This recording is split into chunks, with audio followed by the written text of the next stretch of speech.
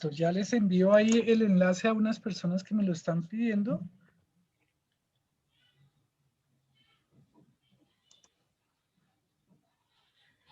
Hola, hola, hola a todos.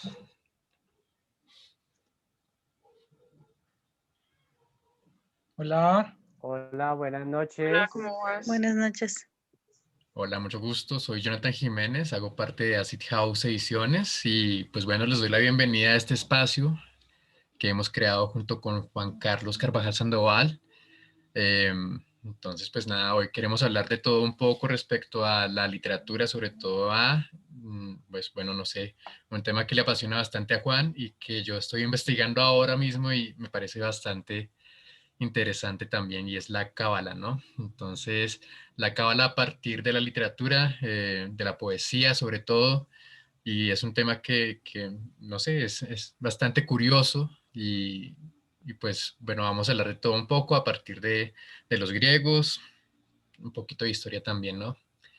Entonces, bienvenidos a este espacio que apenas inicia. La Brújula Púrpura fue una idea que tuvimos junto con Juan. Entonces, pues bueno, más que un taller, va a ser como un conversatorio, ¿no? La idea es que nos puedan compartir también sus opiniones y charlar respecto a todo el tema que vamos a tocar, que es bien profundo en muchos aspectos, ¿no? Bueno, Entonces, ya veo que hay cerca de 21 personas conectadas en este momento. Bienvenidos a todos y a todas. Eh, Pues bueno, yo creo que es momento de iniciar, ¿no? listo. Bienvenidos. Bueno, Gracias. bueno, muchas gracias antes que nada por participar, por los deseos de aprender. Eh, un poco nervioso. Queremos empezar esta línea de talleres que ojalá se pudieran extender, en donde pudiéramos hablar diferentes tópicos. Digamos que hoy queremos hacer una introducción eh, y queremos inmiscuirnos en el valor primario del lenguaje, que es la palabra, ¿no? Entonces queremos adentrarnos en ciertas dimensiones que quizás no sean tan comunes, ¿no? Entonces por eso, pues, pensamos sensibilizarnos y acercarnos a la palabra como tal. Entonces, pues para eso queremos abordarles de diferentes dimensiones, por ejemplo, de una dimensión teológica o metafísica, si se pudiera pensar. Otras más sensitivas, queremos también pensar en la escritura como terapia, que nos parece interesante, como la escritura como sanación. Pero finalmente, hoy, que sea como un acercamiento primario a la palabra.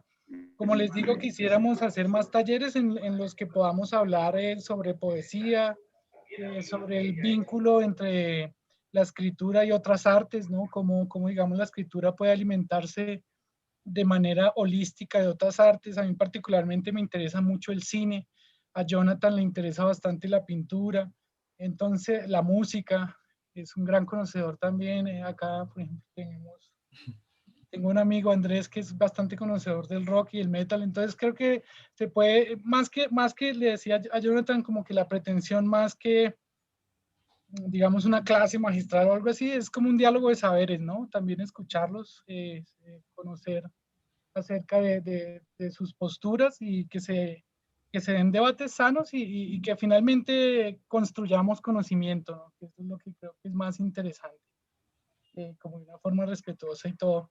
Entonces, pues nada, sin más preámbulos, empecemos. Si quizás tienen algunas preguntas, pues por favor alcen la mano y pues nada, vamos a charlar un rato. Dale. Aquí la plataforma nos permite tener esto de levantar la manito, ¿no? Que es bien chévere. O si quieren, pues apropiarse la palabra también. Si lo hacemos de manera ordenada, creo que saldrá muy bien. Entonces, de nuevo los invito a participar. Entonces, acá le haré compartir esto.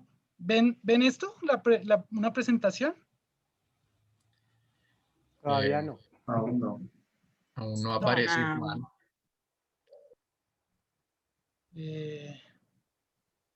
Acá. Ya. ¿Ya? Sí, ahora sí. Entonces, bueno. Ya.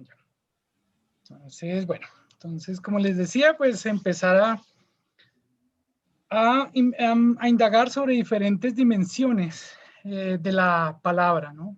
Que finalmente, como les digo, es la unidad mínima del lenguaje. Pero más allá de ser la unidad mínima del lenguaje, es qué puede abarcar, ¿no? ¿Cómo podemos acercarnos a ella? Y esto me trae indudablemente a pensar en el buen Borges, que aparecerá bastante aquí, ¿no? En cuanto a que muchos cuentan que él veía la literatura y la escritura como una religión, ¿no? Y en las cartas a un joven poeta de Rilke se menciona que no es una religión de fe, digamos, sino más bien como una devoción a la palabra, ¿no? Esa palabra devoción me parece muy interesante. Entonces quisiera que pensemos esta palabra, oráculo, ¿no? Que se les viene a la mente algo frente a esta palabra, oráculo. A mí se me vienen dos cosas. Uh-huh. O por el lado esotérico, el tema de, bueno, no sé, lecturas antiguas, las profecías. Y si me voy por el lado de la teología de la iglesia, vamos por el lado del Antiguo Testamento y como la religión judía y todos sus ritos y tradiciones. Sí, interesante, ¿no? Precisamente hoy vamos a hablar bastante sobre esta postura judía, digamos, en cuanto al ortodoxo, la Torá, y es un poquitico, unas menciones, ¿no? No es para hablar de teología propiamente, sino que hay menciones Sí. se le puede ver ahí. Bueno, hay que tener algo claro y es que la cábala no se inmiscuye directamente con las religiones, no es algo teísta netamente, sino que más bien es algo numérico, ¿no? Es algo que, bueno, digamos que sí hay una conexión con Dios, pero no en el sentido religioso, ¿sí? Entonces hay que tener cuidado con eso porque, pues bueno, es un tema bastante complejo, pero es bastante interesante a partir de allí, ¿no? Sí. Bien, como bien lo dice Gio, ahí se puede pensar la palabra oráculo como una adivinación, porque en efecto tenemos, digamos, los precedentes de los oráculos en Grecia, el oráculo de Delfos, que era un lugar al que acudían para tener los vaticinios acerca de cómo debían actuar. Entonces, digamos que está ahí inmiscuido en Grecia. En casi todas las culturas hay un antecedente de oráculo, por ejemplo, entre los nórdicos están las runas, por ejemplo.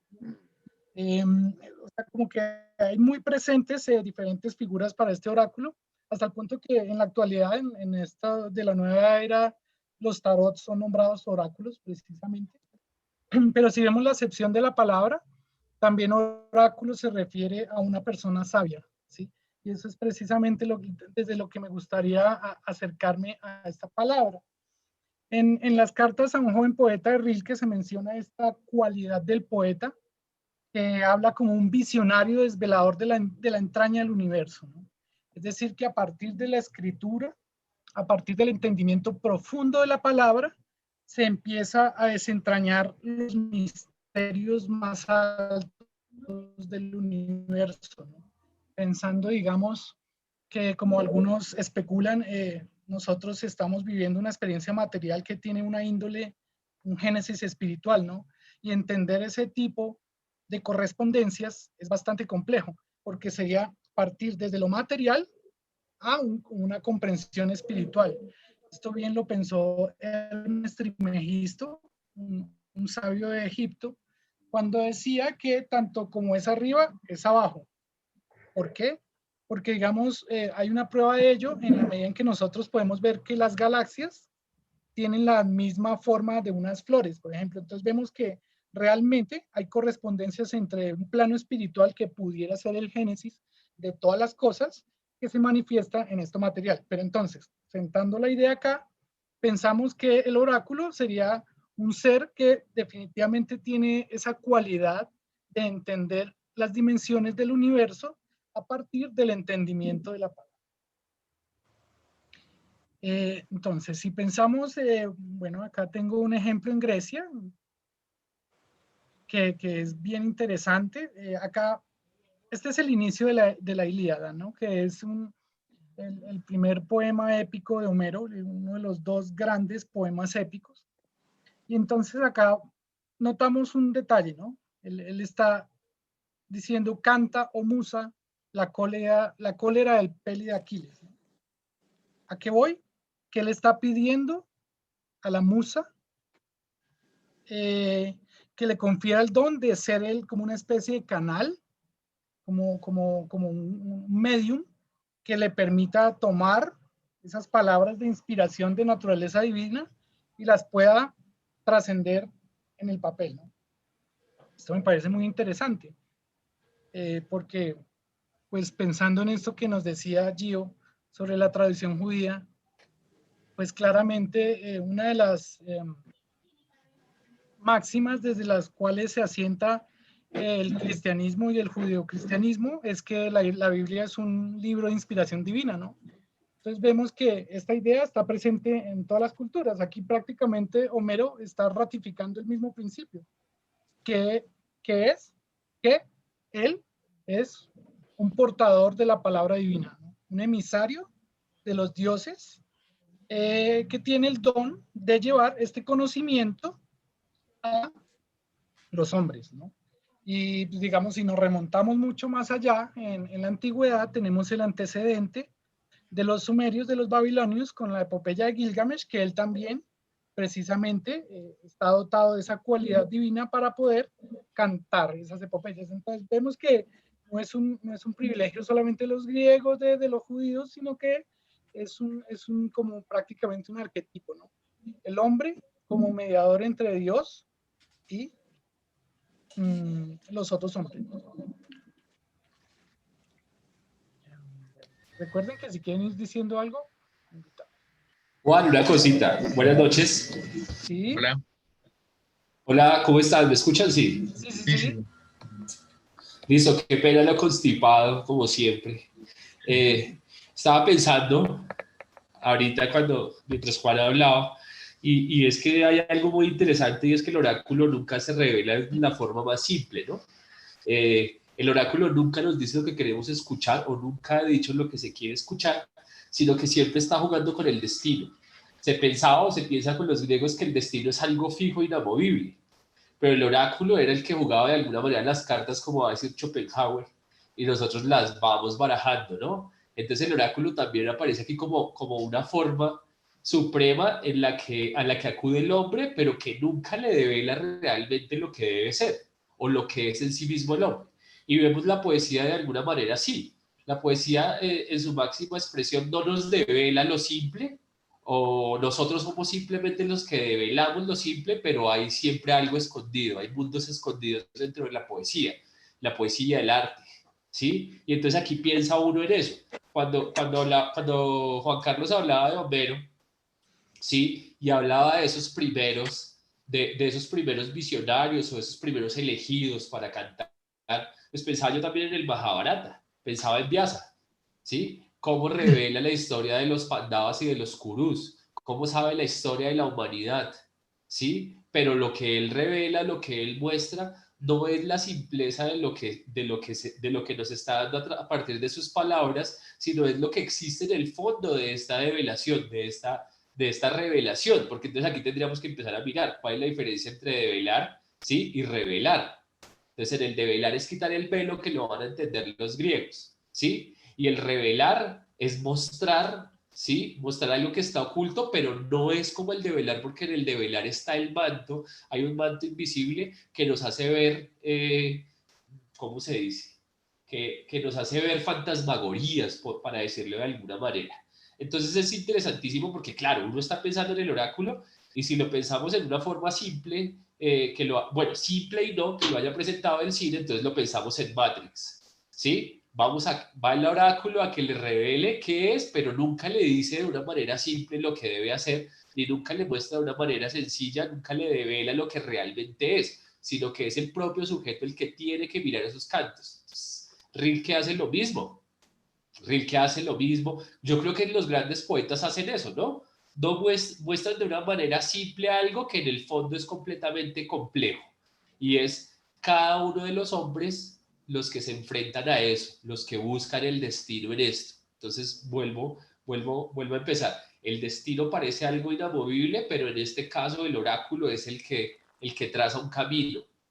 Y en ese camino se empieza a hacer un juego bien interesante. Entonces, me gusta lo que dice Juan Carlos porque de alguna manera lo hace a uno pensar en todas esas cuestiones. Lo chévere es poder, de estas invitaciones, y les agradezco muchísimo, es poder escuchar esos puntos, es poder coger biografía, poder coger filmografía y poder de alguna manera pensar algo que está allí, pero que uno no tiene el valor de pensarlo porque no hay nadie con quien más pensarlo. Este espacio me parece grandioso en eso.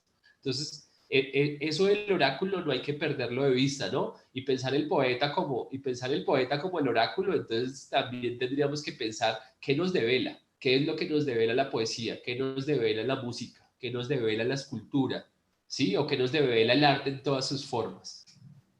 Claro, claro. Que, Precisamente, perdóneme haberme extendido. No, no, realmente es muy valioso el aporte y es cierto, digamos que no hay que perder de vista al oráculo porque es quien traza el camino, ¿no? Así tal cual como tú lo dijiste y es bastante interesante pues tus palabras, Andrés. Muchas gracias.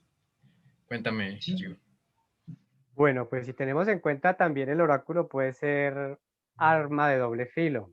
Si nos vamos al poema de Edipo Rey, en donde le dicen a Layo que supuestamente va a ser asesinado por el hijo, y él lo da para que lo asesinen, y entonces no lo asesinan, sino lo adopta otra familia, y al chico le dicen lo mismo, y resultan en los destinos uniéndose, y pasando lo que pasó, todo lo que pasa que resulta matando a su papá, luego la peste que llega, se da cuenta que fue el hijo al que mató, el hijo mismo mató al papá, y bueno, en fin, se armó todo eso, simplemente porque Layo seguía el oráculo que le habían dicho que iba a ser asesinado por su hijo. O sea, fue un arma de doble filo porque finalmente no mataron al hijo y adoptó y finalmente resultó matando. O sea, fue una buena historia. claro, claro. Y miremos este Sí. otro ejemplo trágico en la tragedia de Agamenón, que él precisamente acude a un oráculo para saber cómo debe proceder para poder partir a la batalla de Troya. Y el oráculo le dice que la única forma es que asesine a su propia hija Ifigenia. Eso no cabe en ninguna cabeza, pero la ambición de Agamenón lo lleva a hacerlo y a hacer que la espada penda sobre su propia cabeza como consecuencia de esa acción. Pero Andrés Villafrade decía algo muy interesante y es cómo los oráculos construyen precisamente ese camino a partir de algo que han estudiado que se llama la lógica parasintética y es, digamos, lo que tú dices de Edipo. Todo lo que sucede en la tragedia de Edipo, todas esas cosas terribles que le suceden a Edipo, suceden como consecuencia de que él haya ido al oráculo. Algo así como lo que pasa en Macbeth cuando él acude a donde las tres brujas para que le vaticinen su destino. Pero finalmente ellas le están diciendo lo que va a pasar como consecuencia de haber ido a consultarlas.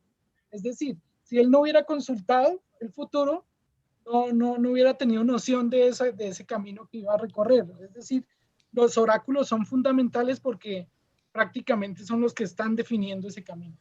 Perdón, Juan Carlos. Pero entonces, no, en Edipo Rey, el que le revela a Edipo las cosas es Tiresias, ¿sí? La primera consulta al oráculo es la que hace que el destino sea posible. Y además, aquí es donde tenemos el inconveniente de que el destino nos muestra un camino, ¿sí? El destino le dice al rey que su hijo lo va a matar. Y entonces, de alguna manera, es la lectura de esto que está dando el oráculo la que causa la tragedia. Entonces, la cuestión es cómo se lee, qué es lo que se está escuchando de allí, ¿no? Sí. Si alguien lee, si un loco lee a Nietzsche y lee el Anticristo o el Así habló Zaratustra, causa un genocidio terriblísimo por una mala interpretación, porque piensa además que esto le está diciendo que tiene que interpretarse de esta manera y que tiene que llevarse a la vida de esta otra. A mí me encanta y lo que dice Guido, pues es que es muy chévere Edipo y es interesantísimo porque Edipo al sacarse los ojos dice, ahora sí veo realmente. Y es como si el oráculo le diera la visión en el momento en que queda ciego. Uy, esta cosa es genial, es maravillosa, ¿sí? Y nos muestra es que fue una primera mala lectura del oráculo. El oráculo no nos dice lo que queremos escuchar. El oráculo nos está jugando con las palabras, quiere que develemos, pero siempre interpretamos mal. De alguna manera es con lo que juega la tragedia, ¿no? Hay un destino, hay unas formas del destino que las conoce el oráculo y que no las muestra de una manera simple, y hay una lectura de ese oráculo que finalmente lo termina conduciendo a ese destino inamovible, a ese destino fatal. Es una cosa genial, brillante. Muy, muy interesante eso. Curiosamente, Homero también fue ciego, como lo fue Borges. Entonces sí, hay una cualidad bien interesante en esto de la visión verdadera, ¿no? Y claro, yo pensaba en eso precisamente, que como que acuden a los oráculos para evitar una tragedia, que es la que el mismo oráculo termina vaticinando. Ay, incluye, dice que Minutos ahora, ilimitados. ay, qué bueno. Que esto está tan bueno que Zul lo va a dejar toda la noche. Van a ayudar, nos van a dar Bien, está bien la conversación. nos van a dar una manito. Qué bueno. Bueno, gracias. Continuemos entonces. Bueno, entonces voy a volver a compartir pantalla. Entonces tenemos la figura del poeta. Bueno, y esto era lo otro que quería mencionar al respecto a lo que preguntaba Yuri al principio, de que si esto nos vamos a centrar en la poesía, y no. Precisamente lo interesante es que estamos abordando la palabra como eje sustancial de cualquier creación. Entonces me parece que sería muy restrictivo, digamos, seleccionar una sola, en lo que a mí me parece que es una forma, finalmente. Ahora viendo que hay tantas cuestiones híbridas y de que finalmente como que esta conceptualización frente a los géneros, en mi caso particular, me parece que muchas veces limita y no dejar un entendimiento más íntegro. Entonces, bueno, entonces creo que es finalmente escritura, más allá que un género literario. Entonces, volviendo al caso de los griegos, que tenían a sus aedos o rápsodas, vemos que en este caso la escritura, parece que no hay registro de que la escritura estuviera en estos momentos en Grecia, por lo menos en la época de Homero. Es anterior al 500 antes de Cristo, creo que es como 700 antes de Cristo o algo así. Entonces, en esta época se hablaba de la tradición netamente oral, ¿no? ¿Verdad? Acompañado de su lira, que lo veremos después con Orfeo, digamos, como la música también empieza a ir muy emparentada, muy ligada a la palabra. Y más adelantico, cuando toquemos ligeramente el tema de la música, veremos algo así. Pero finalmente quiero resaltar aquí la tradición oral y más también como cualidad de la tradición oral, la devoción a la palabra. O sea, digamos que ahorita pensamos como un poeta, digamos, un meme que compartió Jonathan muy gracioso, como era tengo un taller y el papá le dice, ¿taller de qué? Y él le dice, taller de poesía, salga de mi casa, por favor. O sea, ahorita casi ni se lee, pero es que estamos hablando que en esta época había que aprenderse 14.000 versos. La Ilíada tenía 14.000 versos y esto debía estar en la memoria de una persona. ¿Cómo puede entenderse esto de no ser por una devoción pura por la palabra? O sea, realmente el poeta era un ser elevadísimo, porque no solamente era responsable de transmitir la tradición de una generación a otra, en donde estaba contenida prácticamente e íntegramente toda la historia y toda la cultura y todo sobre su pueblo, de generación en generación, sino que aparte de eso estamos hablando de esa cualidad en donde recordemos que en Grecia todo estaba muy holísticamente armónico, es decir, el culto a los dioses con el desarrollo pitagórico, A la par estaba saliendo la serie de Fibonacci sin que se entendiera en ese momento qué era, pero ya la aplicaban. O sea, imagínense cómo un matemático conceptualiza la serie de Fibonacci como 2500 años después de que estos manes ya la aplicaban en la arquitectura. Entonces, digamos, vemos que el Partenón tiene perfectamente esa estructura matemática comprendida. Entonces, vemos una integración entre palabra, música, filosofía, porque vienen los presocráticos, viene toda esta legión de grandes pensadores. Vemos, es decir, vemos cómo toda una cultura se integra perfectamente. Entonces, ahí podemos comprender por qué prácticamente Occidente se asentó sobre él. Entonces, resaltar una idea, devoción por la palabra.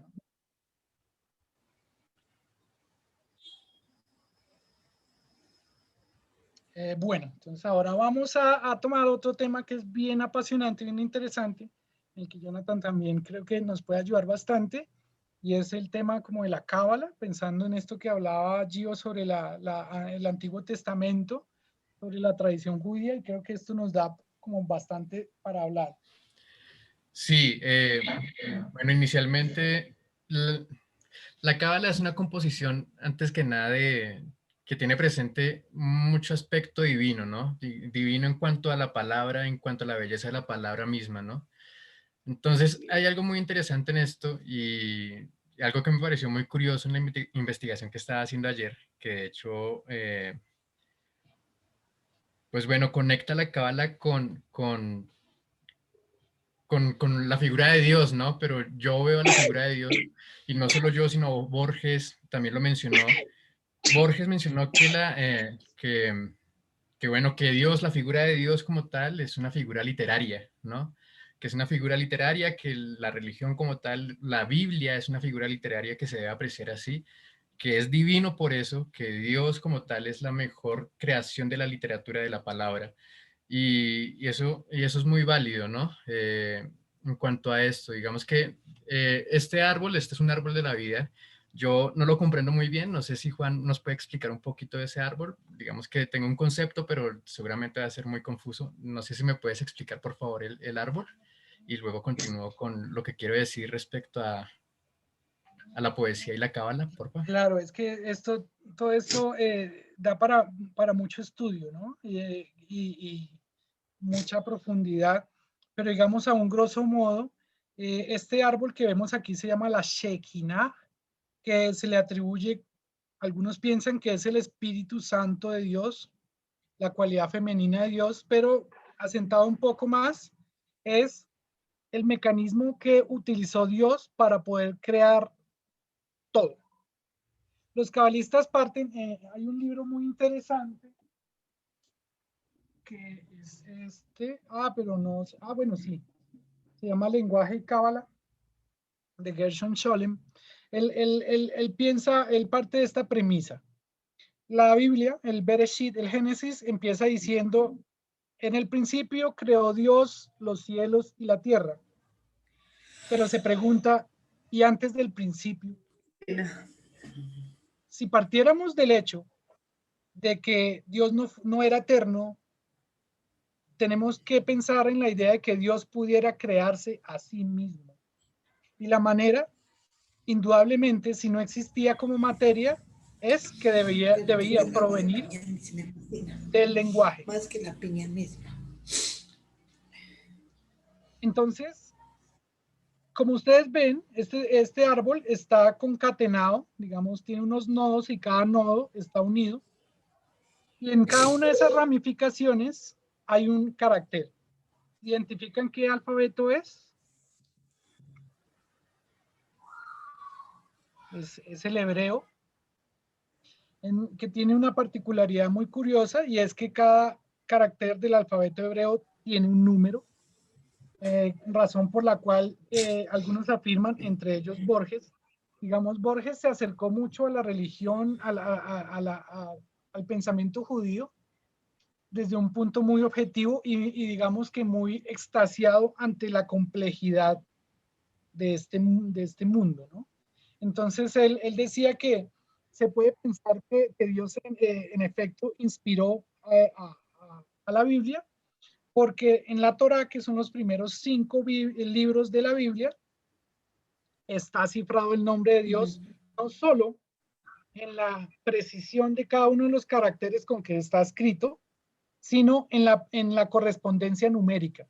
Es decir, que si hacemos como unas equivalencias entre los números a los que corresponde cada carácter en el alfabeto hebreo, vamos a encontrar también una interpretación numérica de la Torá. Hay un ejemplo muy interesante desde la cinematografía y es la película Pi, el orden del caos de Darren Aronofsky. Es una película muy interesante que tiene que ver con un hombre que descifra el nombre de Dios sin saberlo, descifra ese entendimiento supremo de Dios, pero a través de los números porque él era matemático. Entonces ahí podemos ver como una metáfora perfecta de todo esto que les estoy contando acá. Pero entonces hay que tener cuidado con eso que yo les decía, que finalmente estamos abordando esferas espirituales desde algo material y eso puede conducir, digamos, a una ceguera, ¿no? O sea, como el exceso de entendimiento puede conducir a la ceguera. Sí, digamos que es cierto, esto es un tema que involucra bastante la espiritualidad y demás. De hecho, se dice que el hombre al nacer, el alma cuando llega al cuerpo se vuelve esclava, entonces nosotros somos esclavos hasta el momento de morir, ¿cierto? Entonces, a eso se representa incluso con una letra, como lo estaba mencionando Juan, que es la mem, la M para nosotros, que es una letra que tiene forma de ola, ¿no? Digamos que es la representación del alma, que de hecho es la letra es el número 40 en el hebreo. Tiene ese carácter numérico. Entonces, es como si el alma entrara en un periodo de cuarentena, ¿no? Cuando está en el cuerpo humano. Entonces, en ese periodo de cuarentena se disfruta la vida, lo que nosotros conocemos como vida.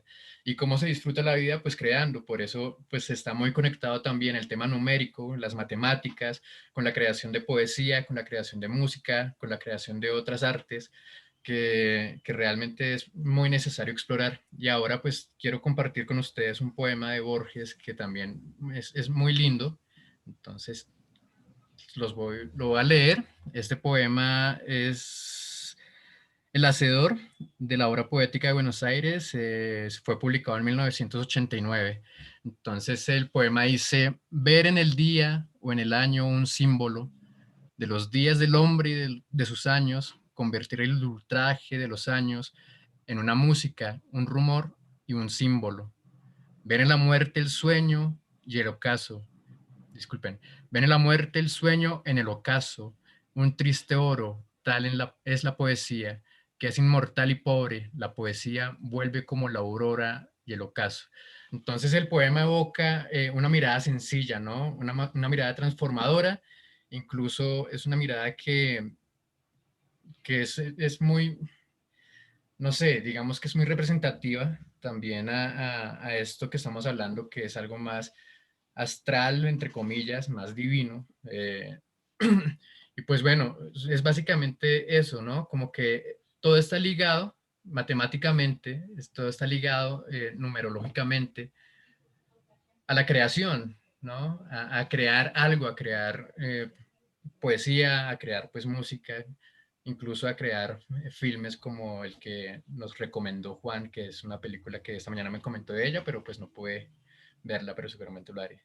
Entonces es eso, ¿no? Digamos que todo ser humano, todo hombre tiene esa chispa de creación, solamente que hay unas personas que lo pueden explotar mejor que otras, ¿no? ¿Por qué razón? No sé, seguramente es, no sé por qué razón, no lo tengo claro aún, pero es eso, no sé si quieren aportar algo al respecto.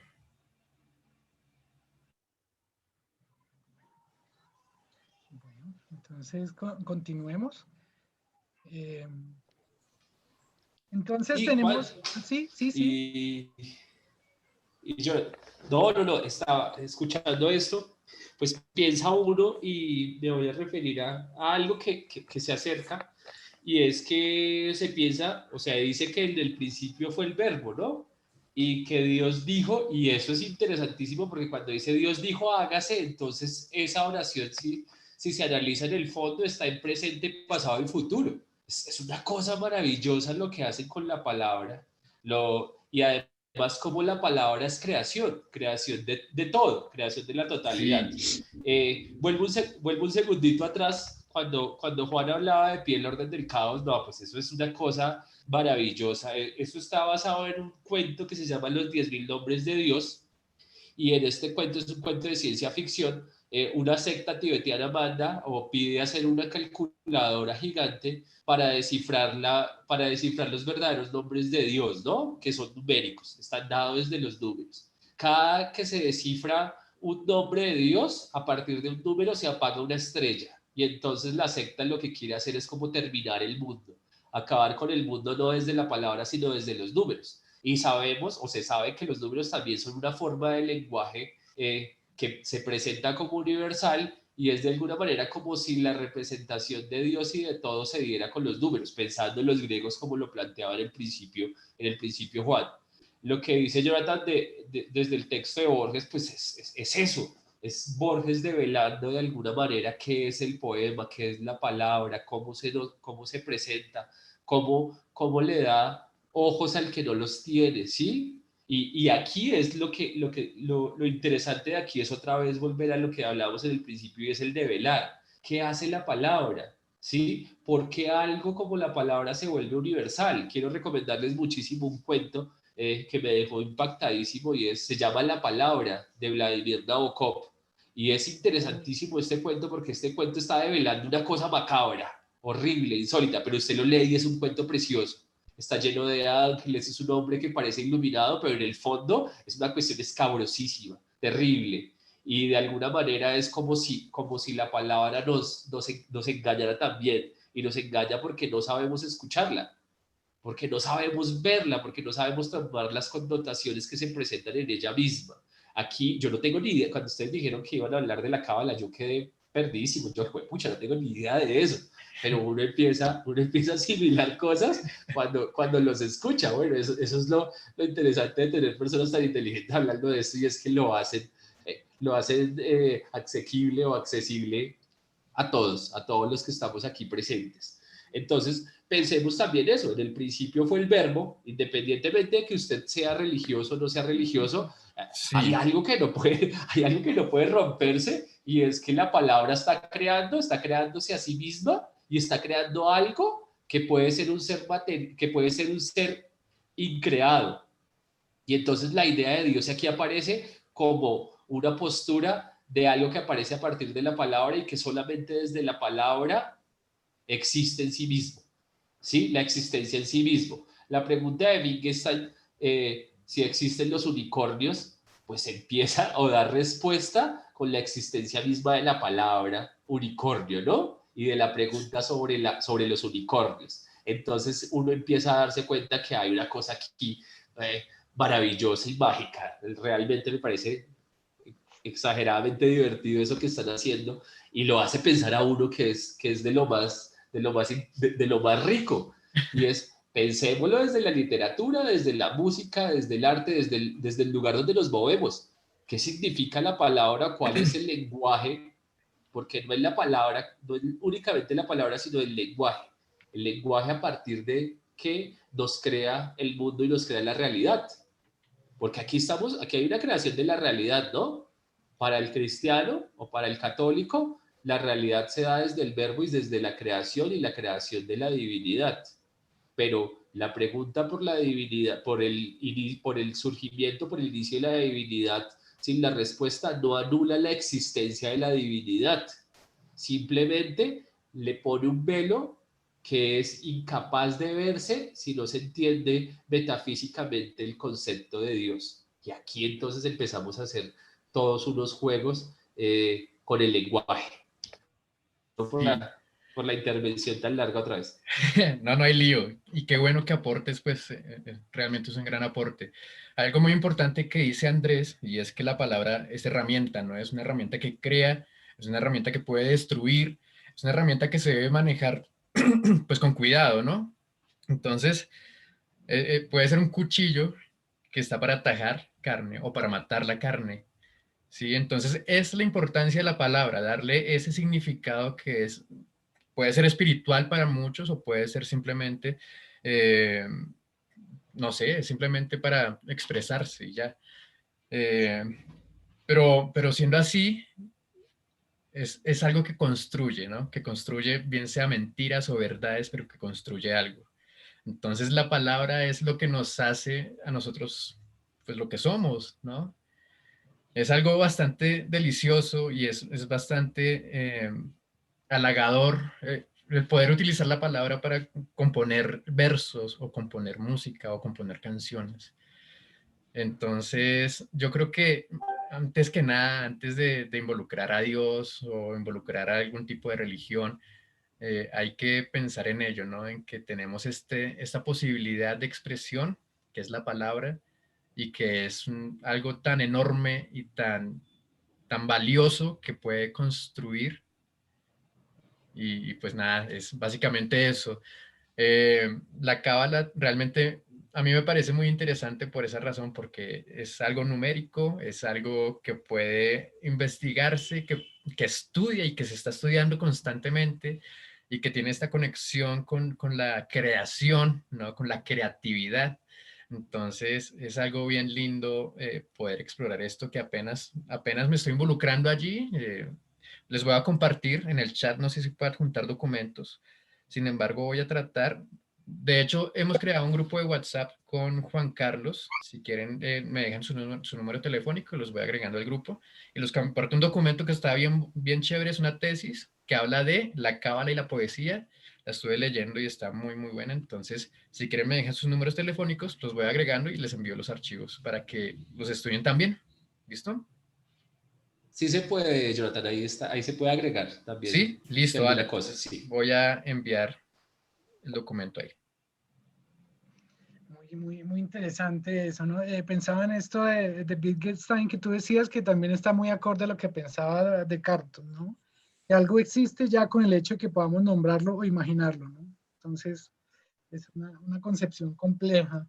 Y digamos, claro, una de las cosas también bastante complicadas de todo este pensamiento que está revelando que Dios es un creador que declara con la palabra es que también se piensa que el tiempo no sería lineal, ¿no? Sino que habría como un concepto de lo cíclico y aquí me gustaría anticiparles una película que yo creo que a mí la estaré citando muchísimo porque es una película que no logro salir de mi asombro de esta película. Se llama The Arrival de Denis Villeneuve, que es una película sobre unos extraterrestres, que primero cambia todo el paradigma de la invasión extraterrestre, pero nos pone a pensar en una premisa y es, ¿qué pasaría si dejáramos de pensar en términos de linealidad?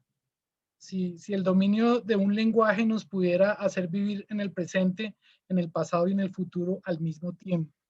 Entonces me parece una cosa complicada. Lo decía porque, digamos, hay unas cosas muy complicadísimas, como decían precisamente que está citado en la Biblia cuando dice que en el principio era el verbo y el verbo era con Dios y el verbo se hizo Dios.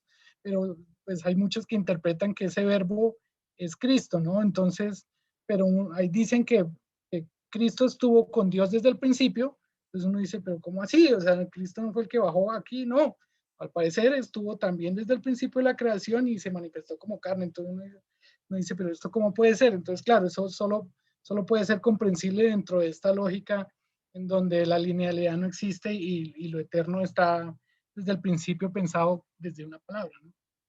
Entonces, volvamos a eso de en el principio, ¿qué había en el principio, no? Si Dios tuvo que declararse a sí mismo nombrándose, quiere decir que el nombre de Dios contiene absolutamente todo en el universo, ¿verdad? Entonces, eso nos llevaría a la premisa de que el lenguaje es la esencia del mundo, ¿verdad? Entonces, porque si Dios creó todo a partir de su propio nombre, quiere decir que el nombre de Dios lo contiene absolutamente todo. Pero entonces pensaríamos en este poema que me encanta de Borges, que se llama El Golem, que menciona esta idea de si el nombre es arquetipo de la cosa, en las letras de la rosa está la rosa y todo el Nilo en la palabra Nilo. Entonces ahí podemos llegar a un punto muy interesante porque vemos qué dimensión tiene aquí la palabra. Si en las letras de la rosa está la rosa, quiere decir que en la palabra misma está contenido el objeto. Es decir, al nosotros nombrar la rosa, estamos nombrando no solo lo que significa la rosa, sino a la rosa misma. Entonces podemos comprender esa dimensión tan profunda de la palabra. Y él nos está llevando a esta hermosa reflexión a partir de esta figura del golem que no deja de ser menos interesante, ¿no? Esta figura del golem la obtiene de dos fuentes, principalmente, que es un libro de un alemán que se llama Gustav Meyrink, que escribe un libro con el mismo nombre, que es Der Golem, el golem, y de la reflexión que hace un cabalista que ha sido como uno de los mayores cabalistas de la historia, que se llama Gershon Scholem, con el que Borges tuvo la gran fortuna de conversar vivamente. Se encontró 4 veces con él, tal como lo cita en la conferencia de la Cábala de las 7 noches, en el libro de las 7 noches, él dice que se encontró 4 veces con él y sostuvieron larguísimas conversaciones en donde Borges dice que escuchó más de lo que habló. Estamos hablando de Borges, que es un sabio. Entonces imagínense a Borges en la posición de escucha, aprendiendo todo lo que le tenía que decir este hombre. Esta figura es muy interesante porque este golem es una figura de barro, o no estoy seguro exactamente el material cuál es, pero fue creado por un judaísta para guardar la judería. Es decir, que esta es como una criatura que fue creada expresamente para cuidar a un gueto, bueno, un gueto no, porque no sé, a judería. Entonces, ¿cómo crea el cabalista a esta criatura? A partir del conocimiento del nombre de Dios. Es decir, que el nombre de Dios otorga la voluntad de crear, otorga el poder de dar vida. Y esto pues lo vemos que está muy presente en la obra de Borges, digamos en las ruinas circulares, que hay un ser que soñando crea otro ser, es decir, esa figura del demiurgo, como un pequeño dios que tiene la capacidad de crear, que también va a estar muy emparentada con otros movimientos literarios como lo fue, digamos, el creacionismo de Vicente Huidobro, ¿no? Vicente Huidobro concebía el poema como un ser dotado de vida propia. Es decir, él no estaba escribiendo un texto que quedaba muerto ahí sobre el papel, sino que de alguna forma el texto cobraba vida misma, como si fuera un mecanismo interno que pudiera otorgarle ese poder de vida, ¿no? Entonces, imagínense aquí la dimensión que estamos contemplando en la palabra, ¿no? Como un dato curioso, aquí el golem tenía una palabrita escrita en la frente que decía Emet. Esto lo podemos encontrar en un libro que se llama La Cábala y la Simbología de Gershon Scholem, que dedica particularmente un capítulo a la figura del golem. Dice que acá está la palabra Emet en la frente, pero que si borran el carácter de la E, va a quedar Met, y ya eso es suficiente para que el golem pierda vida. Entonces es como la palabra sagrada, lo cual me lleva a pensar también a una tradición judía que es muy interesante, porque en el Antiguo Testamento se habla de un lugar sagrado, santísimo, que es el tabernáculo, que es como la parte más sagrada del templo, en la que estaba la presencia misma de Dios. Y solamente el sacerdote tenía la capacidad y la autoridad de entrar a ese lugar, porque debía guardarse con una pureza tal que si estaba ante la presencia de Dios, si no era totalmente puro, quedaba totalmente fulminado ante la presencia de Dios. Pero ¿qué pasa? Que si era puro, podía pararse ante el lugar santísimo, declarar el nombre de Dios y traerle la buena provisión a su pueblo durante un año, tras el cual volvía, declaraba el nombre de Dios y aseguraba, digamos, el bienestar para su pueblo. Entonces, noten como todo esto interesante que gira alrededor del nombre de Dios, tan interesante, tan profundo, y que nos hace pensar realmente en estas dimensiones de la palabra tan interesantes, ¿no?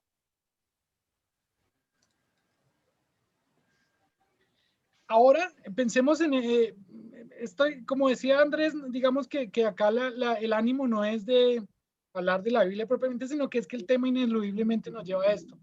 En el Bereshit, en el Génesis 2:19, dice, y así Dios el Señor formó la tierra, todos los animales del campo y todas las aves de los cielos, y se los llevó a Adán para ver qué nombre les pondría. Y el nombre que Adán les puso a los animales con vida es el nombre que se les dio. Entonces, noten esto tan interesante, y es la cualidad que el mismo Dios otorga a su primera creación de nombrar las cosas.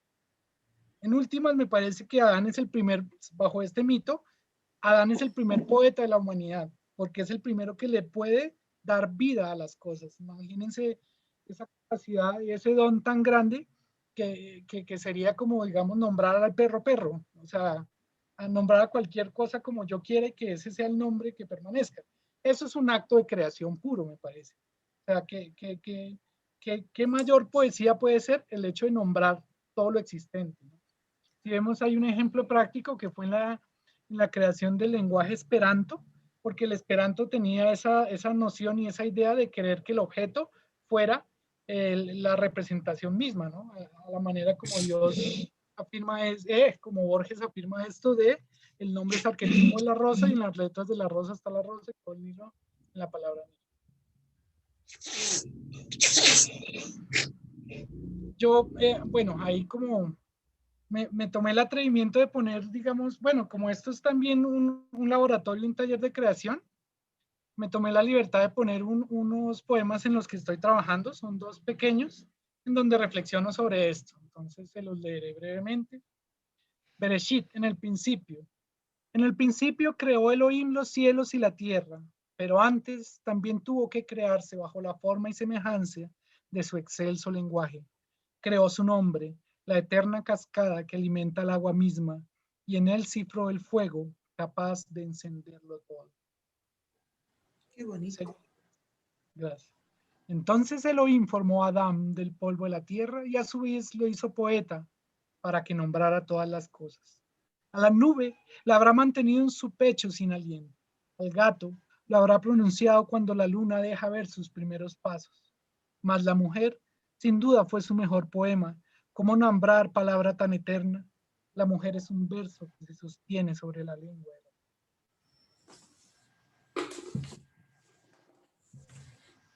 Digamos que ahí Muy bueno, Juan, muchas gracias. Gracias. Con mucho cariño. Bueno. Entonces, ahí digamos cerraríamos. Bueno, no sé si tú quieras decir, Jonathan, también.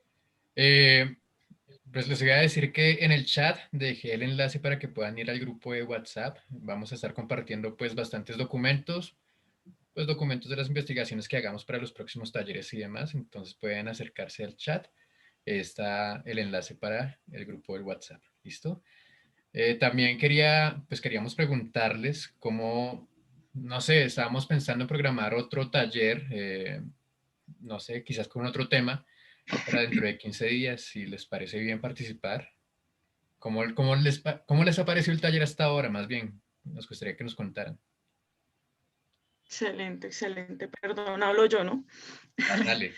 Entonces, a partir de todo lo que han dicho, me recuerdan mucho mis primeras clases de psicología, porque lo primero que uno aprende en psicología es el entendimiento del ser humano y a través de qué lo podemos entender.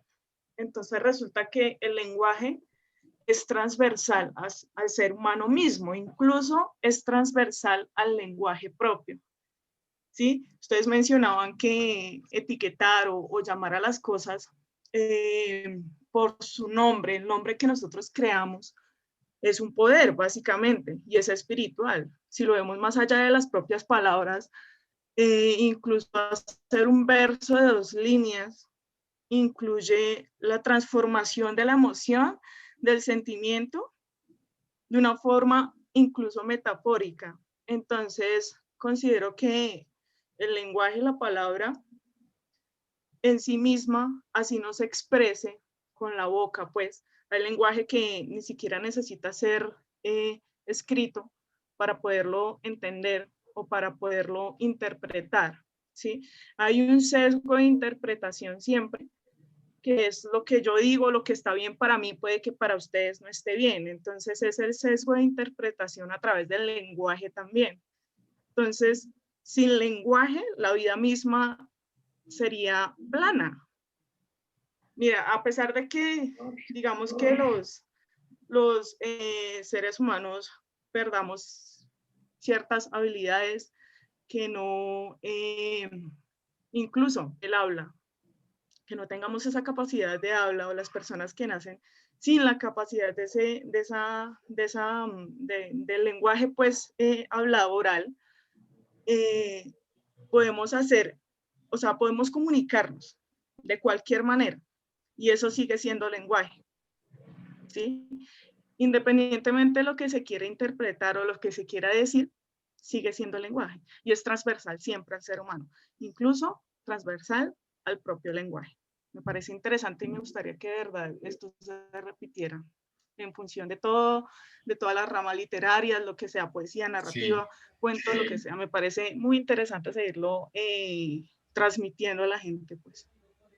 Muchas gracias, Yuri. Claro, realmente la intención es esa, ¿no? Empezar a explorar diversas formas de creación, no solamente hablando de la cábala, sino que empezar también a hablar de poesía netamente, hablar de la creación de textos, ¿no? Entonces, esa es la intención inicialmente con la que inició el taller. Este taller pues ya lo habíamos planeado con Juan hace ratito, pero pues bueno, hoy inicia formalmente y pues claro, la intención es mejorar, ¿no? Hacer cada vez un contenido más apropiado y mantener esta conversación, porque al fin y al cabo, más que un taller, es una conversación que se va a dar pues con todos ustedes, con las personas que van a participar de esto, ¿no?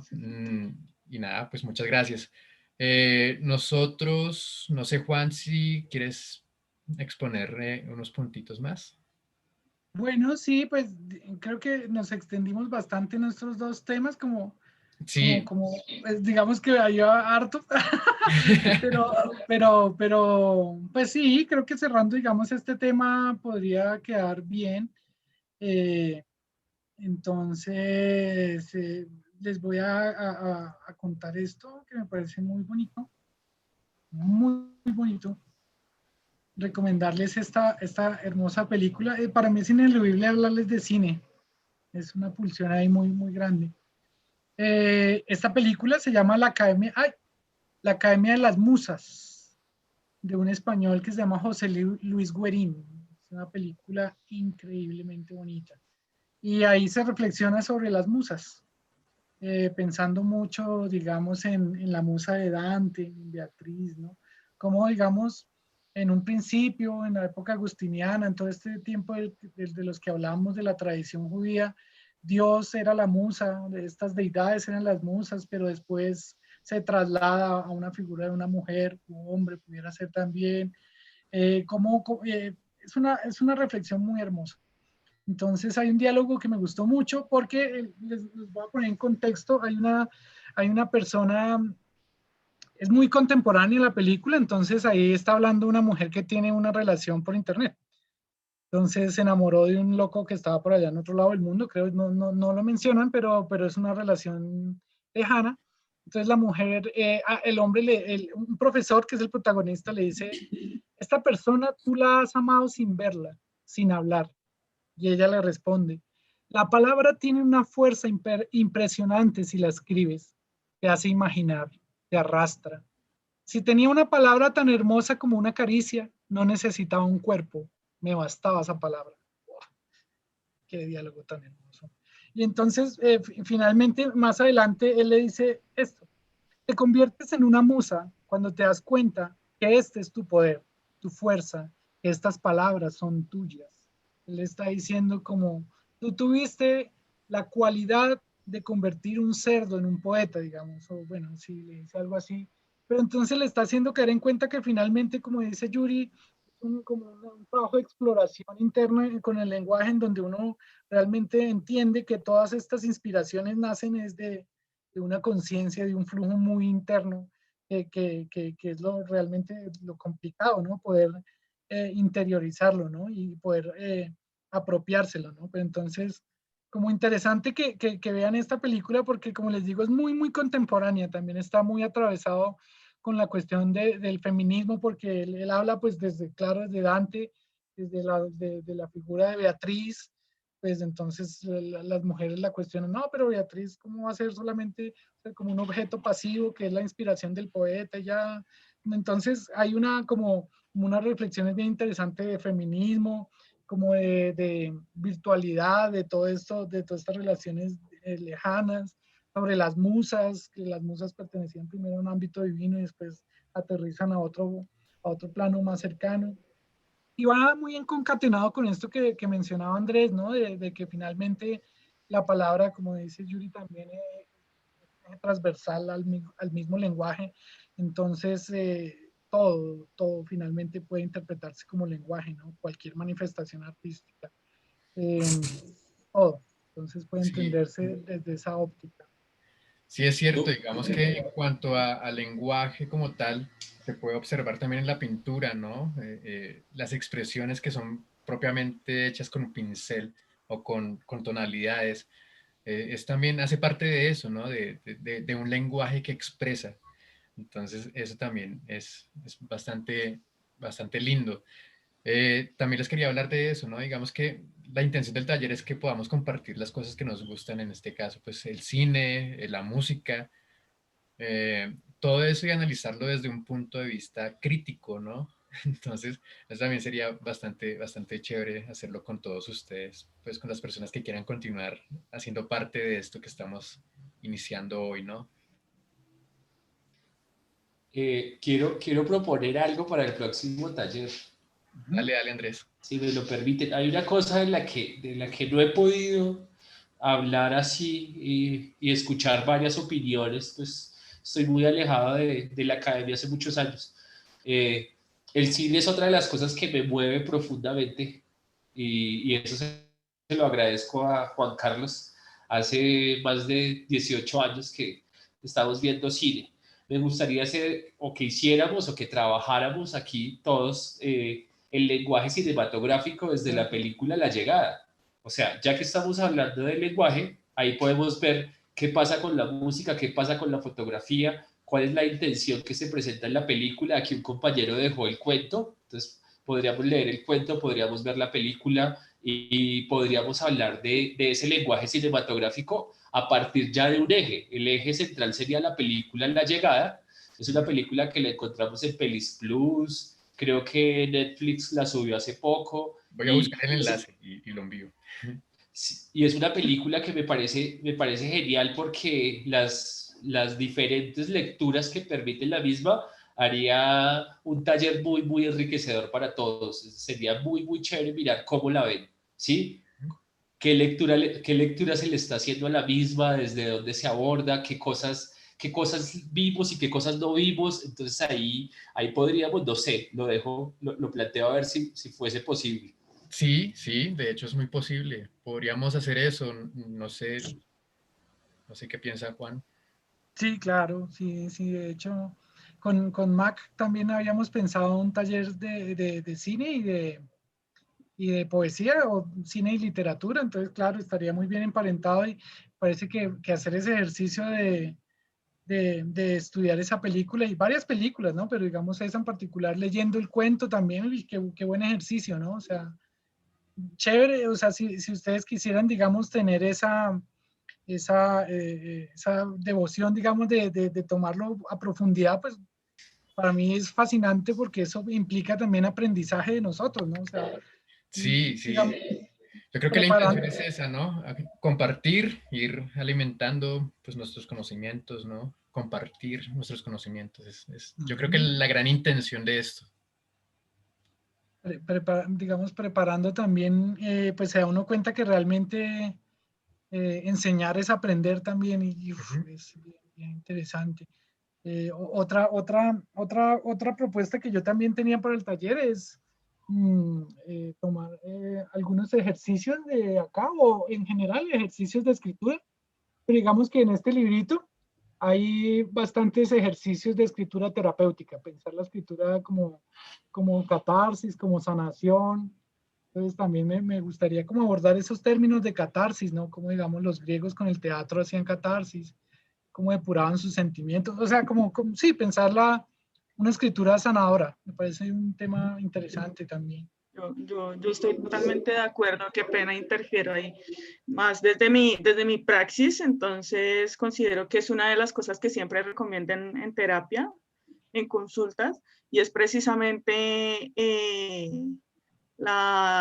digamos, la transformación de la emoción, inclusive pues cuando nos incomoda tanto, la tristeza, la melancolía, la frustración, hacemos que esto se materialice en palabras y no sea tan doloroso, ¿sí? O sea, como que transmigra de la mente al papel, ¿sí? Entonces, me parece una dinámica perfecta para manejarlo incluso desde la parte de la psiquis como sanación de algunas pues alteraciones que tenemos casi que la mayoría de los seres humanos. Qué estupendo. Muchas gracias. Estupendo, claro. Esos aportes desde la psicología, pues valiosísimos también, ¿no? Sí, sí. Me interesa mucho como que les comentaba, se crea un espacio de diálogo de saberes, ¿no? Digamos aquí, Gio y Maccabi tienen, yo los conocí a ellos porque ellos tienen un club de escritores que se llama Gramata, que es muy interesante. Ellos también se están moviendo bastante, entonces invito a todos los que quieran pertenecer a ese taller, se vinculen, más que un taller es un club, ¿no? Entonces ellos están todo el tiempo incentivando la creación. Por ejemplo, en diciembre hubo uno que a mí me gustó mucho, yo nunca había hecho eso, digamos que hubo un sorteo, entonces cada uno sacó como un papelito y sacaba a uno de los miembros del club. Y como regalo de Navidad tenía que hacer un cuento en donde esa persona fuera el protagonista. A mí me pareció lindísimo eso. Genial. Sí, y ese tipo de juegos así, ¿no? Y finalmente es como incentivar la creación, ¿no? Qué interesante que si todos los que estamos aquí reunidos tenemos como esa pasión por la palabra, conozcamos más personas. También la intención del taller de escritura es escribir. Si nosotros podemos ser, digamos, nuestros propios críticos, digamos, en esa palabra, leernos entre nosotros, dar opiniones, me parece muy interesante, digamos. Jonathan también tiene unos saberes muy interesantes porque él es editor. Él publicó hace poco mi libro, de mi primer libro, quedó hermosísimo, y él hizo un trabajo de corrección, de publicación, una cosa muy, muy hermosa. Y o sea, acá digamos que podemos retroalimentarnos desde muchas otras cosas. Yo lo quiero. Sí, como está el club, está la editorial, esto que ustedes ven atrás, es mi librería. Buena estrategia de promoción. No, mira, Funcionó. Andrés, estoy editando el libro de Andrés. Yo creo que ya por ahí en febrero sale. Sí, fue madre, gracias. Finalmente, Esperemos. Sí, finalmente es como que construyamos entre todos, ¿no? Me parece que interesante dejar a un lado como esta cuestión de la competitividad y Sí. entremos en una dinámica más de colaboración, ¿no? Cooperación. Creo que más que competencia es cooperación. Sí. Claro. Mira la importancia del lenguaje. Cuando cambiamos palabras, transformamos su sentido. Entonces, creo que más que competencia es cooperación. Desde ahí parte incluso la literatura, la lectura, la escritura. Y miren que otra vez de nuevo se atraviesa la película de Arrival porque tiene ese mensaje. No les anticipo más para no dañarla, pero es que sí creo que hay mucho para ver en esa película. No, Juan, y además la película tiene algo, y es que, bueno, es necesario que le pongan atención a los primeros 40 segundos para que en los últimos 40 segundos de la película usted entienda absolutamente toda la cuestión de la palabra, para que usted entienda, y es terapéutica. O sea, yo pensaba ahorita lo que decía Yuri, y la película es absolutamente terapéutica porque el personaje está haciendo una terapia allí, dentro de la misma película, y esa terapia tiene que ver con la superación de algo. Entonces es bastante apropiada, puede dar muchísimo de qué hablar y de buenas formas.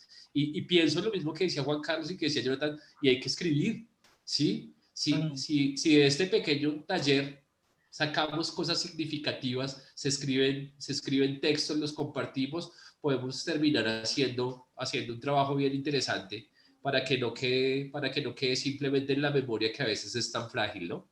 Sí, Sí, yo creo que la importancia de escribir es absoluta, ¿no? Tanto personalmente como, no sé, es Socialmente realmente también. necesario hacerlo. Entonces, pues nada, bienvenidos a este espacio. Si ustedes quieren dirigir algún taller, pues está el espacio abierto, claro, solamente nos escriben y ya, programamos una fecha. Yo creo que lo vamos a dejar para acá, no sé, en 15 días nos volvemos a encontrar o en 8. ¿Ustedes qué creen? Yo creo que en 8, ¿no? Para no dejar tanto lapso pues, de espacio. Y creo que pues esto alimenta demasiado. Desde mi punto de vista alimenta demasiado y pues el alimento es vida. Me parece a mí que incluso cada 8 días sería excelente. Listo, entonces lo vamos a hacer en 8 días, el próximo miércoles a la misma hora. Compartimos el enlace igual por Facebook, por todo lado. ¿Listo? Y ahí, ¿sí? ¿Todos de acuerdo? ¿Bien?